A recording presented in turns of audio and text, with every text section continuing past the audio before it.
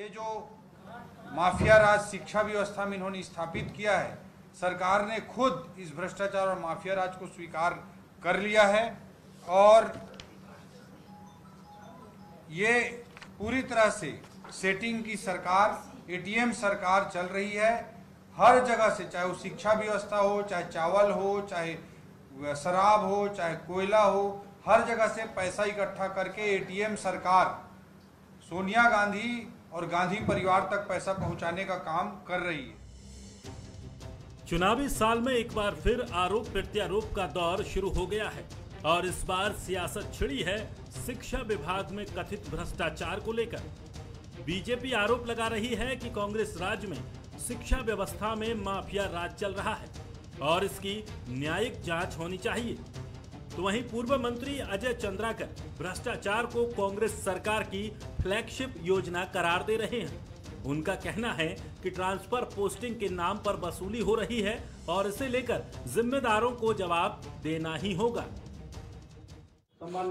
इस सरकार की फ्लैगशिप योजना जिसको कांग्रेस ने विचारधारा के तौर पे आत्मसात कर लिया है, वो है भ्रष्टाचार, वो है लूट, वो है वसूली। बीजेपी आरोप लगा रही है तो कांग्रेस भी अपने लेवल पर लगी हुई है। करीब एक महीने पहले शिक्षा विभाग का जिम्मा संभाल चुके सीनियर नेता रविंद्र चौबे लगातार एक्शन में हैं। प्रमोशन में गड़बड़ी के बाद पोस्टिंग रद्द कर दी गई, दोषियों पर एक्शन के निर्देश दिए और नए सिरे से लिस्ट बनाने के आदेश जारी हुए। रविंद्र चौबे ने शिक्षा विभाग में सुधार करने का भरोसा दिलाया तो बीजेपी के आरोपों पर भी पलटवार किया। अब ये अनियमितता तो जो सामने आया उसके खिलाफ कार्रवाई की गई है। आने वाले समय में और जिसके नाम आएंगे उनके खिलाफ सख्त कार्रवाई की जाएगी। लेकिन दुर्भाग्य है, अजय चंद्राकर भी कभी स्कूल मंत्री रहे हैं, उसके पहले और बाद में भी उनके ज़माने में लोग स्कूल मंत्री रहे हैं। ये जो लगभग सिस्टम विभाग में बना हुआ था उसकी सूत्रपात करने वाले तो वही लोग हैं। लेकिन शिक्षा विभाग पवित्र विभाग है, इसमें जितना भी सुधार किया जा सकता है। अभी वक्त चुनाव का आचार संहिता लगने में थोड़ा समय है, हम करने की कोशिश कर रहे हैं। जाहिर है चुनावी साल में रविंद्र चौबे को मिला पदभार चैलेंज की तरह है और इस दौरान एक्शन लेकर मिसाल पेश करने का अवसर भी है।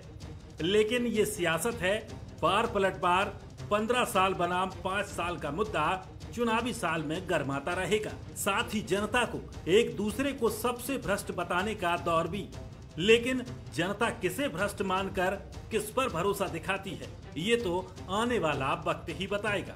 Bureau report, Bansal news.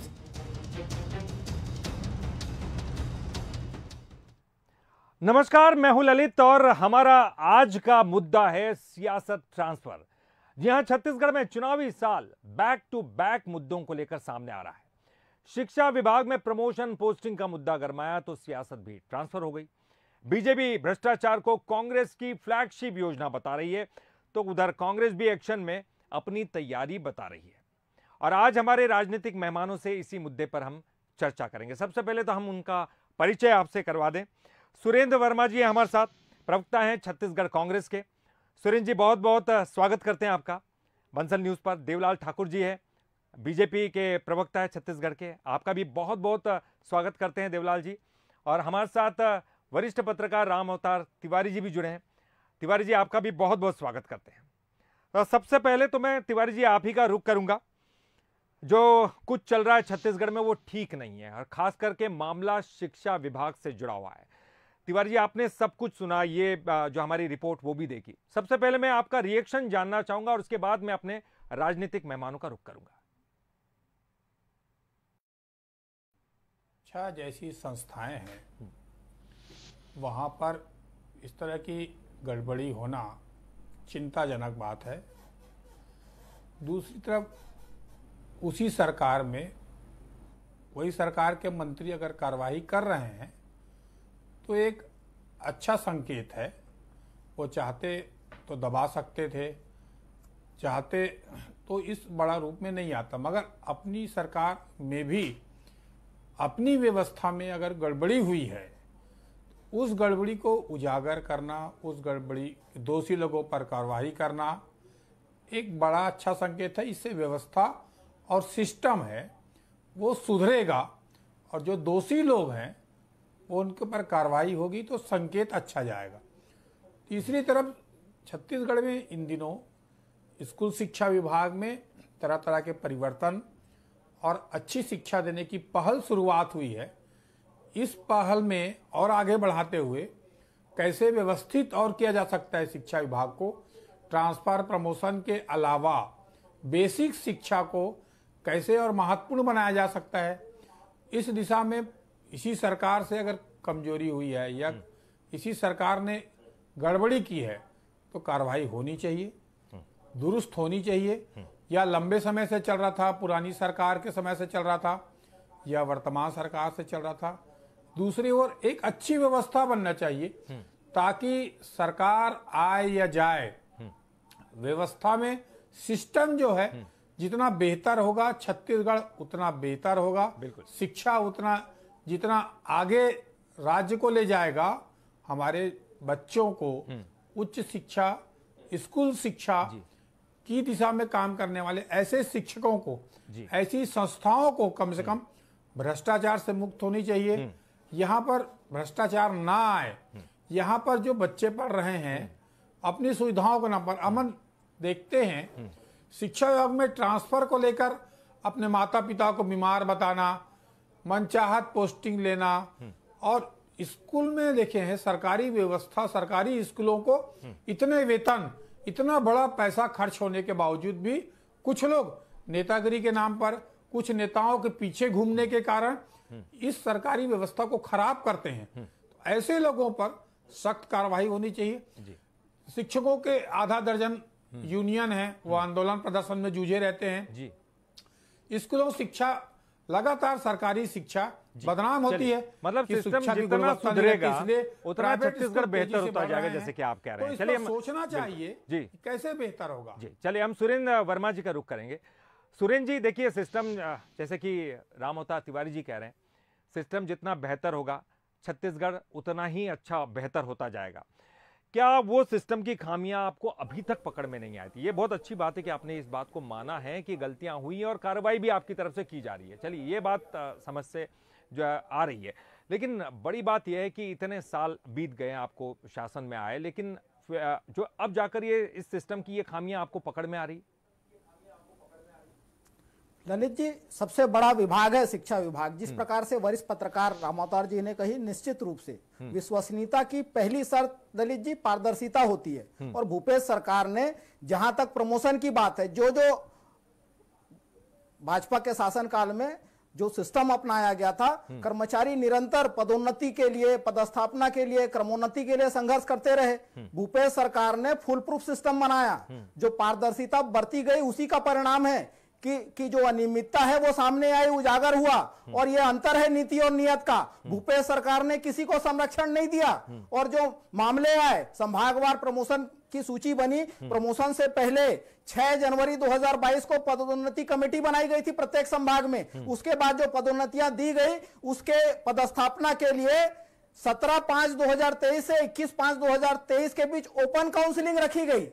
लेकिन जो गड़बड़ियां देखी गई, कुछ ऐसे स्कूल जो रिक्त थे जिसको उस काउंसलिंग में रखा नहीं गया, छुपाया गया था, और जो भ्रष्टाचार उजागर हुए उस पर तो हमारी सरकार कार्रवाई की। नीति और नियत का यही अंतर है। वो आरोप ये लगा रहे हैं 15 साल ललित जी विभागों को ठेके पे चलाने वाले भाजपा किस नैतिकता से सवाल उठाते हैं? आपको याद होगा भाजपा के शासनकाल में शिक्षा मंत्री हुआ करते थे केदार कश्यप जी, उनकी पत्नी के जगह उनकी सारी परीक्षा देने जाती, उस पर कोई कार्रवाई नहीं। वहीं एक दलित बेटी पोराबाई का प्रकरण बिना तथ्यों के, बिना आधार के जेल में डाल दिया गया नकल प्रकरण में। बिल्कुल सुरेंद्र जी आप ये कह रहे हैं, काउंसलिंग की बात कर रहे हैं, लेकिन वो ये आरोप लगा रहे हैं कि काउंसलिंग में जो नियमों का पालन नहीं किया गया, वहां षड्यंत्र किया गया। ये बीजेपी का आरोप है, आप सुनिए।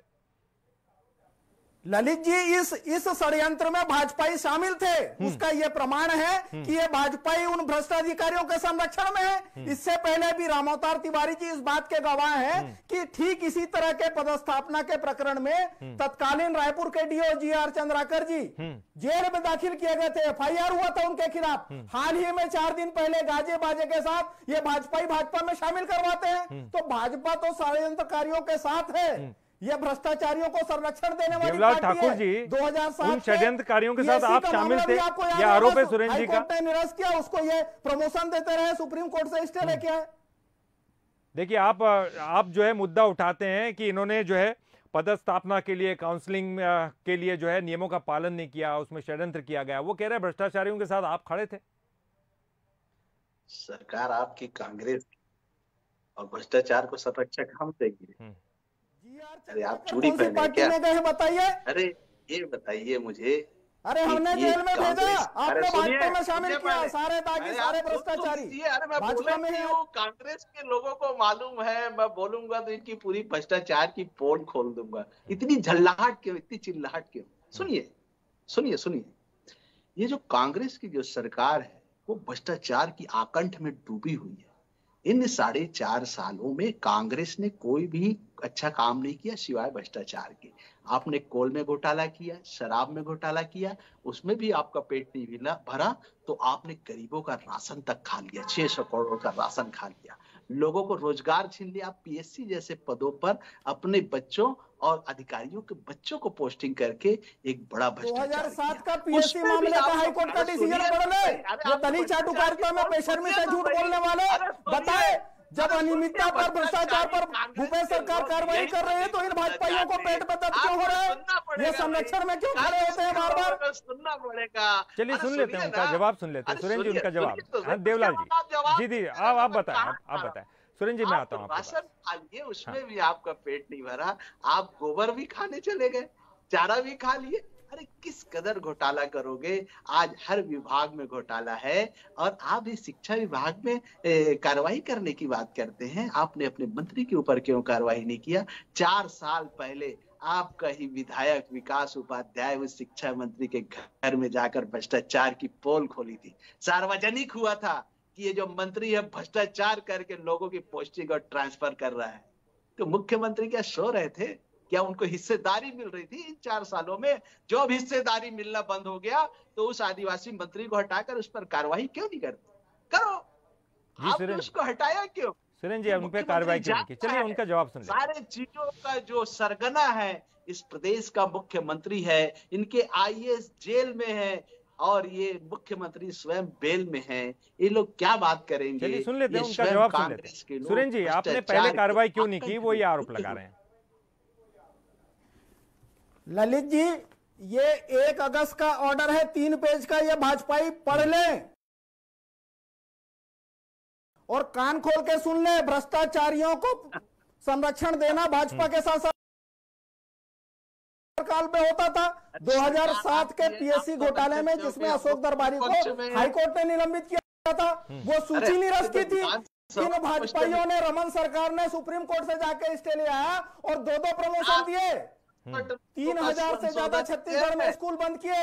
हमारी सरकार ने तो 1,47,000 शिक्षाकर्मियों को शिक्षा विभाग में नियमितीकरण किया। बताए 15 साल के कुशासन में एक भी पद पर नियमित शिक्षक की भर्ती की हो तो हमने 27,000 नियमित पद पर शिक्षक भरे। जिस प्रकार से ये भाजपाई लगातार संरक्षण देते रहे, अरे ये गंद फैलाना छोड़ दो। ये दलित चाटुकारिता में 2018 से पहले ये कांग्रेस में हुआ करते थे।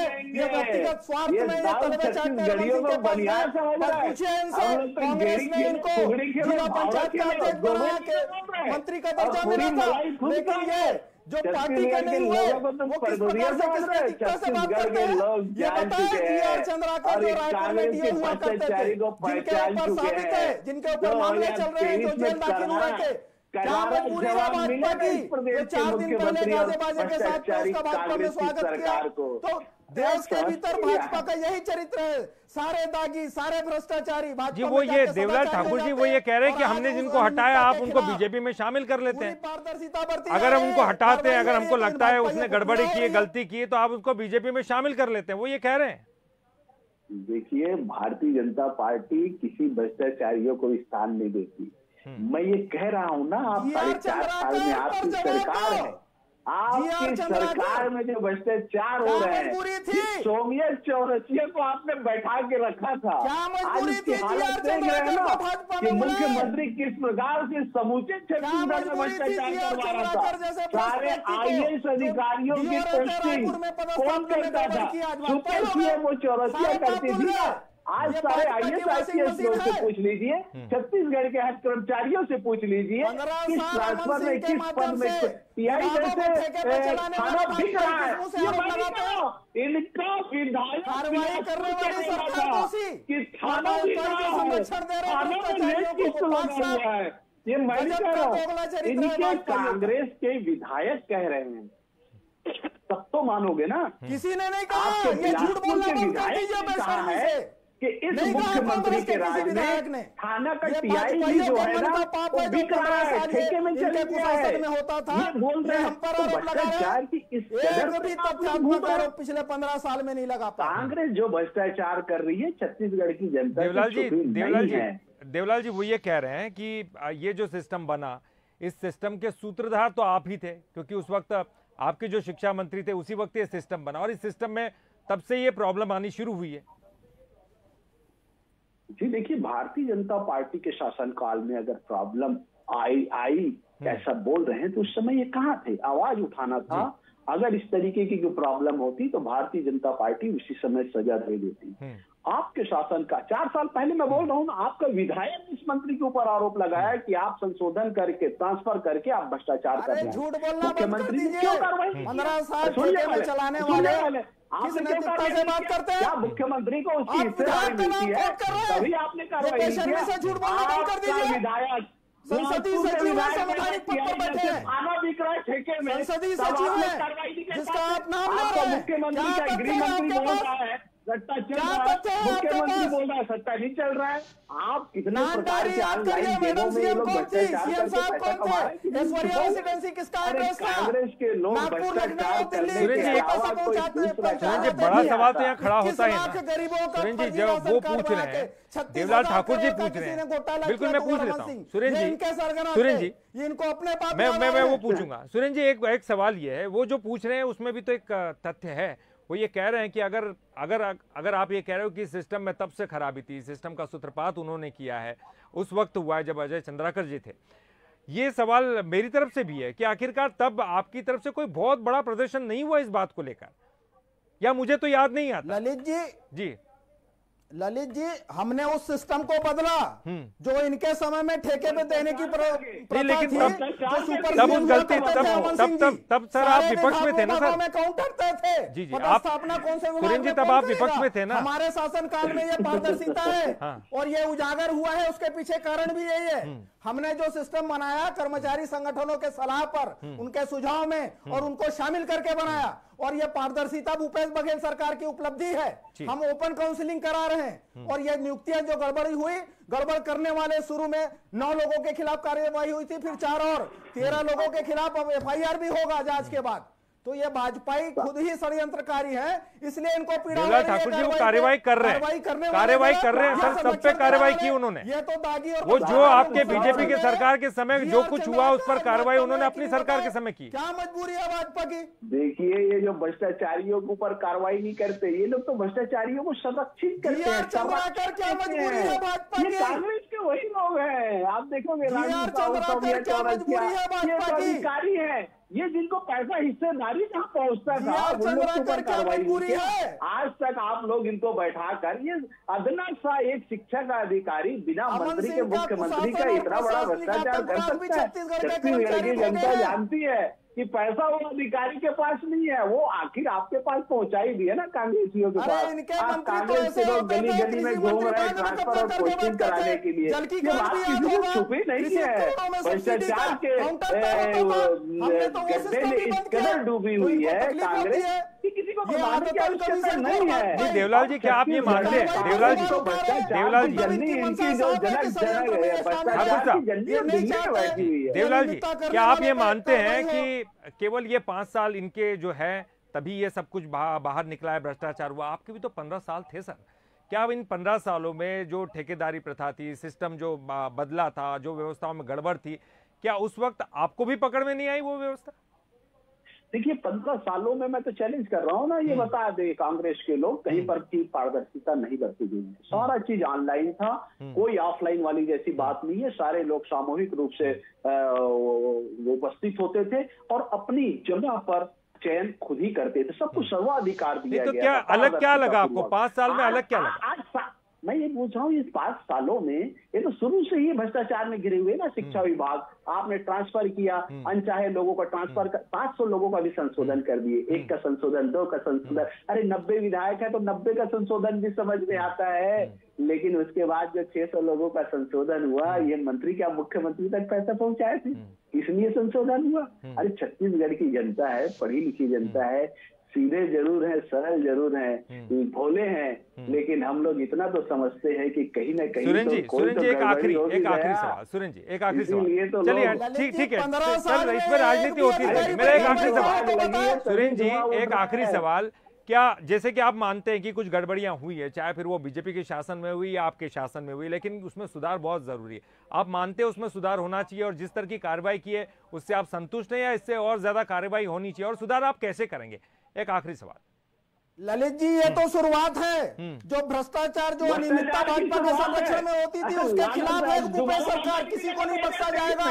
अभी तो निलंबन हुआ है, FIR भी होगा। इस षड्यंत्र में जितने लोग शामिल हो, सबके खिलाफ कार्रवाई होगी, और यही डर है इन भाजपा। बिल्कुल। राम अवतार जी एक आखिरी कमेंट, राम अवतार जी से एक आखिरी कमेंट कर, इसमें आप क्या सुधार की गुंजाइश देखते हैं? राम अवतार जी।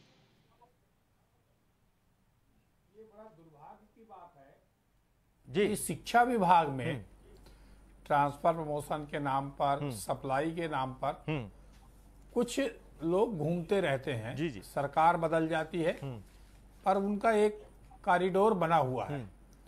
इसको खत्म करके शिक्षा को बेहतर व्यवस्था की दिशा में काम करने के लिए सरकार को सख्ती लानी चाहिए। सरकार अपनी सरकार हो या दूसरी की सरकार हो, आरोप प्रत्यारोप की राजनीति से शिक्षा विभाग को दूर रखा जाए। और जो प्राइवेट स्कूल लगातार इसलिए बढ़ रहे हैं, बच्चे का जो सरकारी स्कूल है उनके प्रति विश्वास कम हो रहा है, और जो शिक्षक हैं उनकी भी एक बड़ी जिम्मेदारी है। वो शहरों में पोस्टिंग, घर के आसपास पोस्टिंग के लिए जो दौड़ लगाए रहते हैं, वो ना लगा के एक राष्ट्र निर्माण में, शिक्षा देने की दिशा में एक पवित्र कार्य है। तो इस तरह के जो विभाग हैं, वो विभाग जो है इस तरह के भ्रष्टाचार की गंध से, चलिए मेरे पास समय बहुत कम है, बहुत बेहतर शिक्षा, बेहतर प्रशासन की दिशा में काम हो। तो बेहतर प्रशासन की दिशा में काम करना है और शिक्षा व्यवस्था को सुधारना है। बहुत बहुत शुक्रिया करेंगे सुरेन जी आपका भी, देवलाल ठाकुर जी आपका भी, राम अवतार तिवारी जी भी आपका भी। निसंदेह इसमें कोई संदेह नहीं कि शिक्षा विभाग जो है बहुत ही पवित्र विभाग है, और निश्चित तौर पर सारे संस्कार तो यहीं से मिलते हैं ना बच्चों को। अगर इस की पोस्टिंग में अगर कोई गड़बड़ हो तो निश्चित तौर पर इसको सुधारना बेहद जरूरी है, तभी तो छत्तीसगढ़ बेहतर होगा। और आज का मुद्दा में फिलहाल के लिए इतना ही। बंसल न्यूज पर खबरों का सिलसिला लगातार जारी है।